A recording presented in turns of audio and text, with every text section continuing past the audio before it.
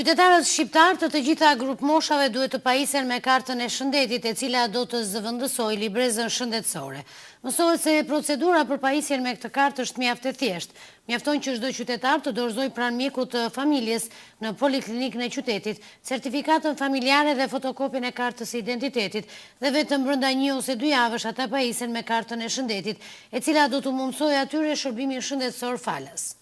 Dëshiroj të bëj një sensibilizim në lidhje me kartën e shëndetit. Karta e shëndetit është një procedurë e re që ka dalë për të pajisur e gjithë grup mosha nga 0 deri në moshën e 3. Dhe deri tani ka funksionuar libreza e shëndetit. Deri në datën 30/4/2016, libreza e shëndetit është në funksion. Pastaj del jashtë funksionit dhe janë të lutur të gjithë grup moshat të pajisen me kartën e shëndetit.